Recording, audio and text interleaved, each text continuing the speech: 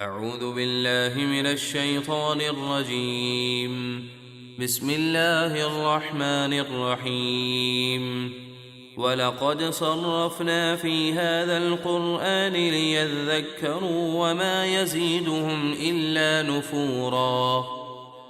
اور بے شک ہم نے اس قرآن میں طرح طرح سے حق بیان فرمایا تاکہ وہ نصیحت قبول کریں، اور اس قرآن سے ضدی کافروں کی نفرت ہی بڑھتی ہے۔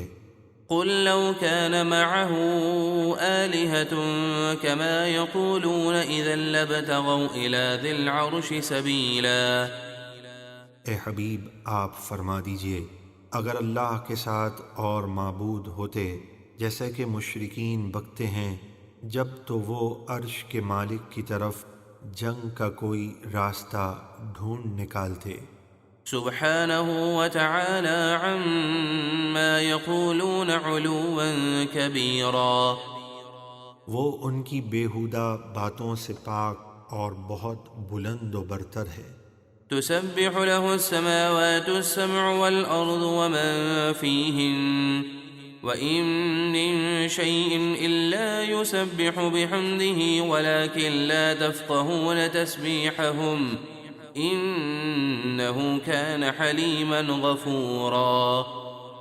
ساتوں آسمان اور زمین اور جو کچھ ان میں ہے سب اللہ کی پاکی بیان کرتے ہیں، اور کائنات میں کوئی ایسی چیز نہیں جو اس کی حمد کے ساتھ اس کی تسبیح سبحان اللہ و بحمدہ نہ پڑھتی ہو، لیکن تم ان کی تسبیح نہیں سمجھتے۔ بے شک وہ بہت حلم والا، یعنی گناہوں پر فوراً پکڑ نہ فرمانے والا، بہت بخشنے والا ہے۔ وَإِذَا قَرَأْتَ الْقُرْآنَ جَعَلْنَا بَيْنَكَ وَبَيْنَ الَّذِينَ لَا يُؤْمِنُونَ بِالْآخِرَةِ حِجَابًا مَسْتُورًا۔ اور اے حبیب، جب آپ قرآن پڑھتے ہیں تو ہم آپ کے اور ان لوگوں کے درمیان جو آخرت پر ایمان نہیں رکھتے ایک چھپا ہوا پردہ حائل کر دیتے ہیں تاکہ وہ آپ کو تکلیف نہ پہنچائیں۔ وَجَعَلْنَا عَلَى قُلُوبِهِمْ أَكِنَّةً أَن يَفْقَهُوهُ وَفِي آذَانِهِمْ وَقْرًا وَإِذَا ذَكَرْتَ رَبَّكَ فِي الْقُرْآنِ وَحْدَهُ وَلَّوْا عَلَى أَدْبَارِهِمْ نُفُورًا۔ اور ہم ان ضدی کافروں کے دلوں پر پردے ڈال دیتے ہیں تاکہ وہ اس قرآن کو نہ سمجھ سکیں، اور ان کے کانوں میں بوجھ ڈال دیتے ہیں جس کی وجہ سے وہ قرآن نہیں سنتے۔ اور جب آپ قرآن میں اپنے اکیلے رب کا ذکر فرماتے ہیں اور ان کے جھوٹے معبودوں اور بتوں کی نفی کرتے ہیں تو وہ نفرت کرتے ہوئے پیٹھ پھیر کر بھاگ جاتے ہیں۔ نحن اعلم بما يستمعون به اذ يستمعون اليك واذ هم نجوى اذ يقول الظالمون ان تتبعون الا رجلا مسحورا انظر كيف ضربوا لك الامثال فضلوا فلا يستطيعون سبيلا وقالوا أئذا كنا عظاما ورفاتا أئنا لمبعوثون خلقا جديدا۔ اے حبیب، جب مشرکین آپ کی طرف کان لگا کر قرآن سنتے ہیں تو ہم خوب جانتے ہیں وہ کس مقصد کے لیے قرآن سنتے ہیں، یعنی جھٹلانے اور مذاق اڑانے کے لیے۔